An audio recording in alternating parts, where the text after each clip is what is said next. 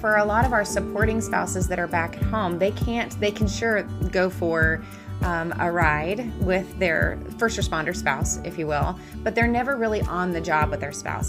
They're not going to always be in those same crisis situations. And so you have a huge gap in understanding. While I think that there are some civilian jobs, not all, but there are some civilian jobs where I can go to my husband's office and have lunch, right? Or I can see a little bit of his world, or we might go out to dinner with coworkers or something like that. It's very difficult for family members to really truly understand what their serving spouse's world really is about and have that level of understanding. And I think what that does, for those that are not dually serving, right? For what that does is create a gap in the marriage. And that's where I think we get a lot of fear for the spouse at home. And so in some ways, I think that there's a lot of emotion. I know for our veteran and military spouses for sure, but I'm seeing it in the first responder community too. There's a lot of emotion underlying inside for these supporting spouses at home. And there are issues of resentment that build up over time because of the constant chaos that they're living in, the roles that are constantly changing, and not knowing where to put that. There's also a lot of exhaustion of it's my turn. Like I need somebody to serve me a little bit too. And so I can see that creating a lot of issues as well for the supporting spouse at home. So yes, I think there's also room to talk about how the supporting spouse needs to be proactive and protect her marriage too, right? But there's also the lack of connection that they're struggling with when their serving spouse has come home from saving the world, right? Right. And she's at home tired and ready to do something different. But even if she's home tired, ready for a break, if they can plan in some kind of a break along the way that she knows the break is coming, and sort through what does he need when he comes home. This may be dangerous, but went around social media a while ago, this article from a 1950s home ec book that said, here's how to welcome your husband home. Make sure the kids are all cleaned up and make sure the house is neat, and, have dinner cooking so he can smell it when he walks in. And all of these things that women are just laughing at, that is so unrealistic. And the guy sat back looking, going, yeah, but I would really love that. If I came home and she greeted me with slippers and a cigar, I can't get much better than that. And many times in my office, I'll talk about what's real for you guys as a couple. What is his heart aching for? His heart is aching to be able to come home and for his wife to look at him and say, I so adore you for fighting the good fight, for going out there and just putting everything at risk for our family. You are my hero. You're the king of this house, and I honor that. And I think there's a place for it. At the same token, there's a place for him to come home and say, you're just amazing. Look at how you've kept this going. You managed the entire household while I'm out there defeating dragons. And if they can really honor each other in that process, I think it really helps. She has so much power in who she is, in her sensuality and her sexuality. For us as men, our ego can be so fragile. And when we walk in the door, for her to stop what she's doing, come over, wrap her arms around and say, man, I'm so glad you're home. You're amazing. And just that so energizes us.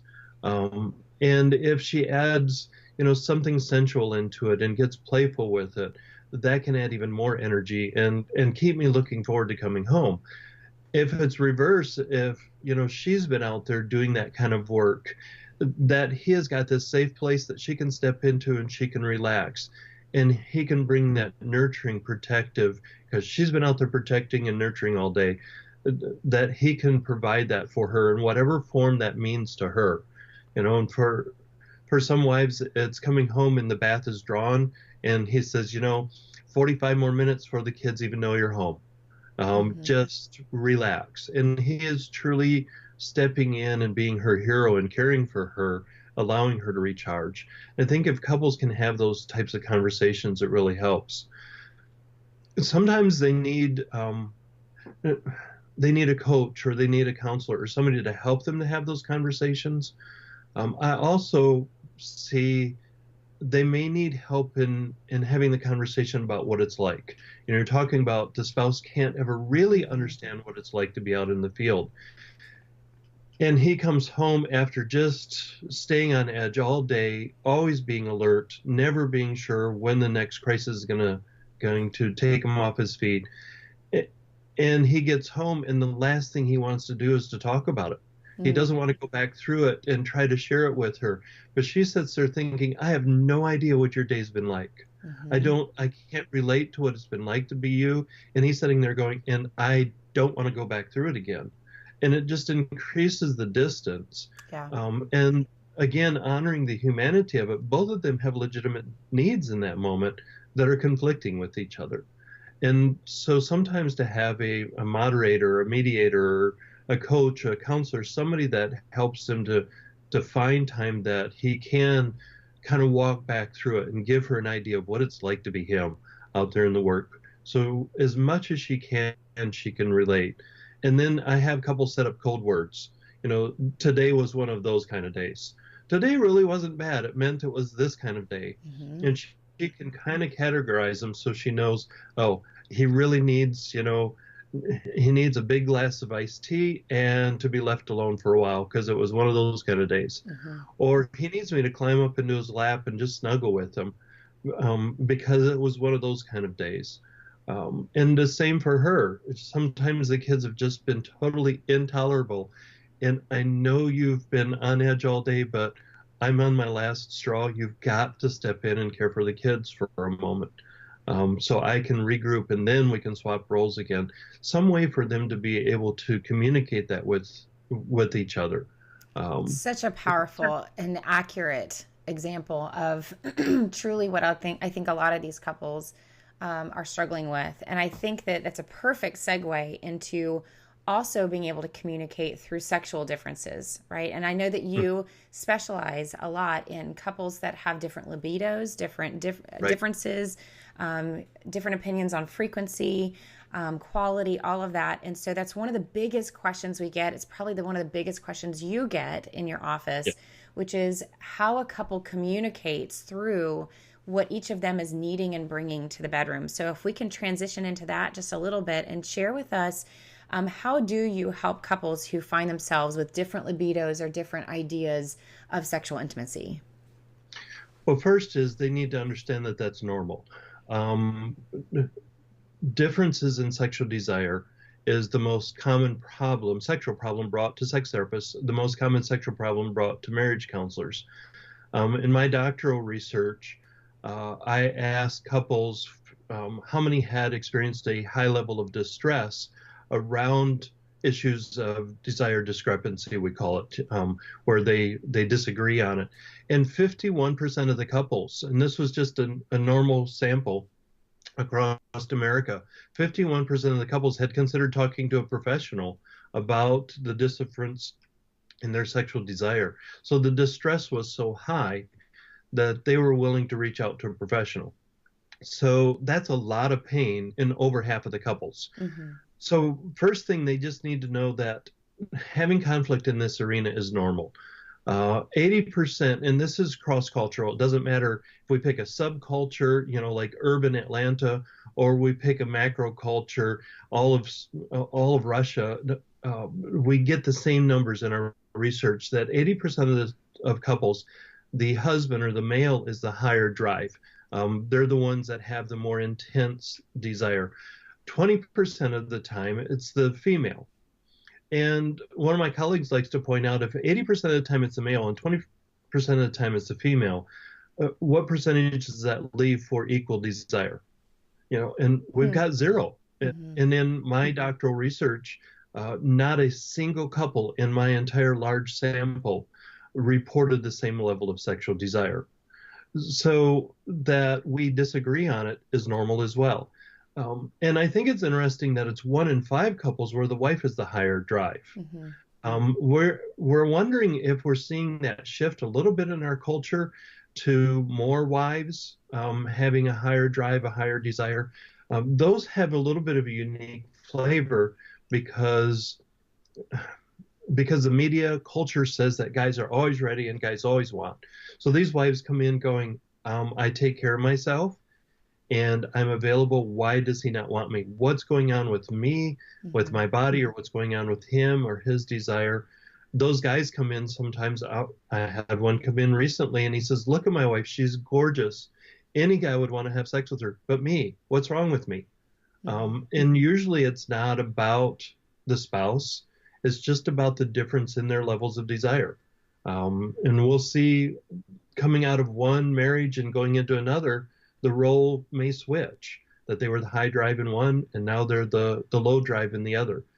Do you So that see differences there is normal. do you see for the women that were the 20%, are they still coming to with the higher sexual drive? Are they still coming into the marriage or coming to the bedroom with the same kind of physical desire that the men are coming into the bedroom with? Or is it more the what you would think is the typical emotional connection that she's seeking? Do you know what I'm saying? Like, Yeah. It's going to depend a bit on the female. There are a small number, and I don't know that anybody's researched the numbers, but there are a small number that have a very masculine type of a sexual drive. They're in it for the rush, for the physicality of it, for the orgasm. That's really what they're after. They love that feel with their husband. Um, and when they start to talk about sex, they really get specific about some of the sexual behaviors and some of the sensations that they have. The bulk of women, though, it's more what you're saying there, the emotional or the relational piece. When we ask women, what do you like best about sex? Over 94% of them talk about closeness, or whether it's an emotional closeness, or one wife said, are you kidding? That's the only time in the that I just know I have his full attention. She says, I love having sex with him because I know I'm the only thing in his mind. mm-hmm. And for her, it's not about the physical. It's that I am totally captivating him in this moment. And I love being the center of his attention. And so her drive is I know this is what helps me to feel connected to my husband. And so I'm longing for it. So in those wives, yeah, it's going to be a bit more the emotional piece. But for the 80% of men, we get the similar kind of a split. Mm-hmm. That there are a number of men that it's about the rush that comes with the orgasm and the change in their body and how powerfully connected they feel to their wives after the orgasm. For others, it's just about the entire experience. And they love seeing her and the beauty of her body and touching and drinking that in, and they love watching her respond to it. And especially as men get over 35, and the older we get, the more that becomes important to us. And had a guy in my office this week. He says, at 50, if she's willing to have sex, I probably will. But if she's not present and we're not just doing great foreplay and enjoying it, I'm still hungry when we're done. Mm-hmm. Because what I was after was that powerful connection with her. When I was 20, I might not have known she wasn't there. Mm-hmm. Today, she has to be there for it to be rewarding for me. So we'll see that difference in men as well. Which is really encouraging to, I know a lot of the women who are asking or hoping that their spouse would understand that there is a need for that emotional connection, that they Mhm. are actually wanting that emotion, the connection, the romance, the everything before the bedroom, in order for them to feel ready for sex. Right. And I tell wives, you do have the power to draw him into that. Use your sexuality, use your sensuality, be playful with him, slow the process down, and train him how to draw it in. Um, we're not animals, but there's an aspect of our brains that's very animalistic. And I can train a dog to go get the newspaper and bring it back to me without the dog knowing what he's doing, Mm-hmm. just by using the right rewards. And women, especially, have the power often to train us as men and how to meet their needs. And that's not a bad thing because we both get fed in the process. And so inviting her to use her playfulness and lean into it and draw him into what she's asking for. It is perfectly okay when he walks in and he says, "You look really gorgeous. Let's get naked." For her to say, "I would like to do that as soon as you touch my heart. Mm. Let's sit and talk for a bit. Mhm. And I need to hear about your day. I need to feel connected to you." And to be playful with it, maybe unbutton her blouse a little bit to draw him in so he knows, yes, she wants to, and here's the path that I go to get there. So, And that is perfectly appropriate. so again, I'm hearing just that intentionality and being aware of what it is that you need, what it is that you're trying to teach your spouse, so that both of these things are good, right? There is something Right. good about your spouse wanting to come and want to have sex with you, and there's something good about you wanting to have him touch your heart, right? And so it's just about communicating that intentionally and helping each other win. Because I see a lot of Very much. couples that set each other up to lose, where he comes in, he's excited to have sex, and she's like, upset and mad and not yet, or disappointed, right? And so he doesn't even know he was walking into a test. Right. Yep. And that he failed it miserably. Yeah. And many times, he's walking with that boyish energy, and all of a sudden he just gets punished, and it's easy for him to withdraw and to not know how to do it well, as opposed to drawing us into it. There's some great resources out there that have really come out to show a little bit of the inside world of the man's mind, and helping women really understand that physical rush that they get just even visually looking at beauty and looking at their wife. And so there's some great resources that are coming out. But I was wondering if you could share a little bit about what the differences are between men and women physically, and how they approach sexuality. Um, First off, there's going to be a lot of variance within masculinity and within femininity. So when we start talking about the stereotypes, Mm-hmm. we'll have a number of women that go, "You just said I wasn't a real woman, because I'm more like him." Or we'll have a lot of men go, "Does that mean I'm not a real man because I resonate more with her?"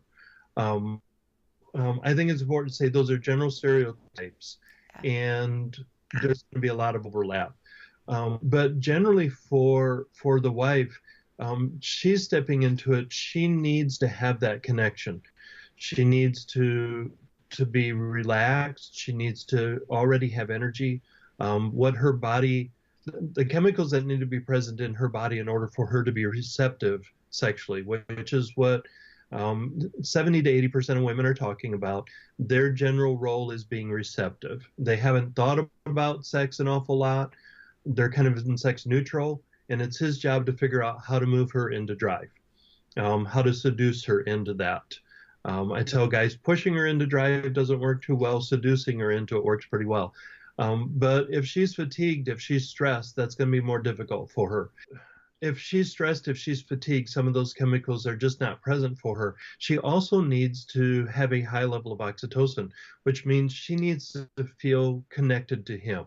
One of the, one of the husbands came in and he said, I've learned how to turn on my wife. I said, "How?" He said, "Tea." I said, "What kind of tea? I'm going to buy stock." And he said, "The kind doesn't matter. I fix her a cup of hot tea. I set it on the kitchen table and I go find her. And I say, 'Yeah, I know that's important. It can wait. I made you a cup of tea. Come on, sit down.'" And he says, and I put my head in my hand and I lean forward and I say, "Hey, tell me about your day." "No, really. Tell me, how are you doing?" And he says, "And I play girlfriend for 45 minutes. I just, no, she said that. And what'd you say?"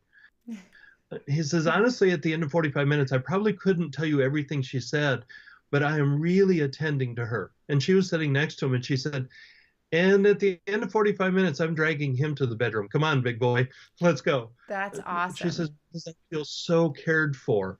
And I tell guys, if she is pretty resistant, sometimes you've got to learn the power that you have to lean in and care for her heart. Take her to dinner and just don't talk about your work. Don't talk about, just care for her. What's going on in her life? What is she thinking about? What is she hoping for? And that all increases the oxytocin. Hold her hand while you're walking into the restaurant and put your arm around her. The non-sexual sensual touch goes a long way to building that in her.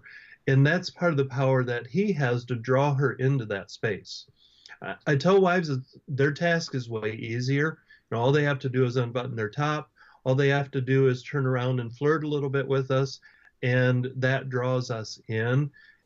That women have such power in their sensuality and their sexuality.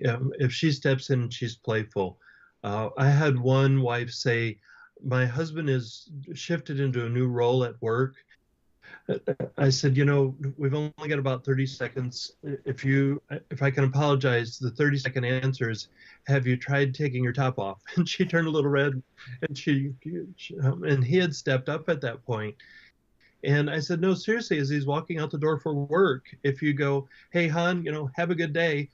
And I looked at him and said, would you be okay with that? He said, I'd be great with that.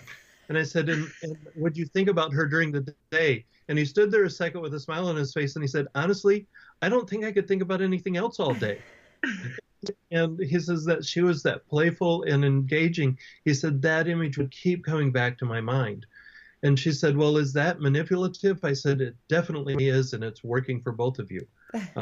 There's nothing wrong with utilizing what we have. The concern was then, do I have to be somebody when he gets home? Well, that's part of what you guys talk about. Can this just be the playfulness and drawing you in? And how do we utilize the power that both of us have? That maybe for him it's stepping in and truly nurturing and caring for her. But when we understand that our bodies are designed to react differently, we can step in and use that with each other. I can step in and truly care for and nurture her, which draws her to me. And she can step in and stroke. She can climb up in my lap and nibble on my ear and play with my chest, and I'm all there. Mm-hmm. She has attention. And again, that's part of the humanity and part of just understanding who we are.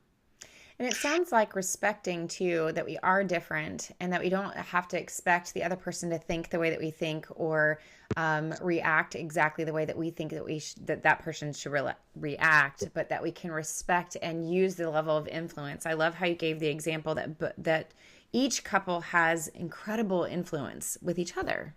Right. If we allow it and we utilize it. If she doesn't utilize the power that she has, she's robbing herself. But he can also shut it down. He can look and say, don't do that, and just totally crush her. She can do the same thing as he steps in and tries to nurture her. If she's critical of, you're nurturing me wrong. He steps in and he tries to clean the kitchen and do the dishes, and she's critical that he did it wrong. She's not receiving what might have been just really a gift to her that helps to warm her heart. So it's about both giving it and receiving it. Yes. To kind of wrap that back to what we were talking about earlier, a couple sitting in front of me, he's a first responder, and this is both of their second marriage, and he's married a very competent woman who manages the home and manages and kind of has a sense of what he does. But he comes home from this stress-filled work, and the nature of who he is, he wants to cuddle up on the couch and have her just nurture him, and for them to sit and watch a movie and her just be with him. She is a high-energy, very competent person who has a very low skin touch need. She just doesn't hunger for touch. And so he comes in the door and he just wants her to give him hugs and to love on him. And she's got 50 things yet to do. Mm-hmm. And that's part of what he fell in love with, is this woman that can manage all the world for him while he's out taking care of the world. Mm-hmm. And yet he wants her to also be this nurturing, caring, let's recharge you physically. And they've had to come to terms with that's not how she's wired. Mm-hmm. And she can say, okay, I'm not wired to have the hunger for touch like you do, but I can choose to do that for a period of time when you come in the door because I know it's needed. And he's had to accept that she doesn't hunger for it like he would like for her to. That she hasn't been waiting for him to walk in the door so she can wrap her arms around him and feel his body close. That just doesn't enter her mind. He's had to accept, okay, that's how she is, but I can appreciate that she's choosing out of discipline to do it for me. Both of them have had to accept, oh, in your humanity, you want this. And in your humanity, you're not wired this way. but we choose to lean in and care for each other, and that we can receive in a rich way. That works. Demanding that you be who I want you to be, that doesn't work. So, and you can translate, I'm sure, that same statement even in the bedroom as well, as far as the skin Especially, hunter touch, wanting your spouse to want sex, as much as you're wanting sex, or just being able to accept that they're hardwired in a different way, or might even be coming to sex or the bedroom for something different. or the spouse that really likes the tried and true, the ritual. Or I like how we do it every time. And the spouse that says, "Man, I really need to shake it up, and I want to try some cool, fun things." And the other one's like, "That's not enjoyable to me. That's pressure. Mm-hmm. I want to do what we do well." And how do they sort through those differences? And Yeah. do you find that for that example, that it's just the communicating through it, the talking through it, the being willing to serve each other? Yeah, and again, going back to respecting the humanity, you're different than me. You do want some variety. Okay, how can I give that as a gift at times? Mm-hmm. And yet feel totally accepted that by you that's not who I am. I Mm-hmm. don't need the variety. In fact, it's kind of a turnoff to me. Mm-hmm. And when we can accept, oh, really? You're wired like that? Well, bummer. Okay, let's lean in and figure it out. That works in marriage. And I have to wonder that when you're doing these sessions with couples, the joy that you get to experience by seeing them actually communicate it and actually be intentional, and those aha moments of realizing that maybe it's okay that you're different from me. Right. And that difference can become, when I accept the influence of your difference, our marriage gets stronger actually. Say that You know, again. When I accept the influence of your difference, what of does your that mean? difference. So he walks in and he's horny, and she looks and says, "Well, we can do that after you touch my heart." Oh, Okay, okay. if he can accept the influence of her saying, "We need to have an emotional connection here." Mm, Okay, you're right. Okay, let's work on that. And she accept that he just wants to play with me. yeah. And that playfulness, that's actually pretty good for our marriage. When they can accept the influence that each of them's bringing to the table, the marriage gets richer. If Yeah. she looks at him and goes, "Would you put that away?" You know, and he says, "Seriously, I can't do that good enough anyways." Hmm. Now we're not accepting what each other's asking for, the influence that each other brings, and it starts to fall apart. Do you find that these couples with differences, that they actually are built to complement each other more than anything else, that when they actually accept that influence that the other person brings, that even if, let's say, she is like you mentioned one couple where he's wanting maybe playfulness and she's saying it's a little bit of a turn off, right? But they Hmm? find that when they accept that influence, and that they are saying, I may not be hardwired that way, but I want to respect and validate that that's a need that you have, that they actually end up complementing each other, and the marriage gets richer because they balance and stretch their character a little bit more, and they're serving each other. Yes, and it adds some real power to it. So if she spends some time thinking through, okay, what can I do that's unique that'll just rock his world, and she brings that in as a gift, he's going to ride on that for 2 weeks, Mm-hmm. and he's going to remember what she did. When he can figure out how to truly touch her heart, she'll ride on that for a long time, and yeah, it really does strengthen the marriage.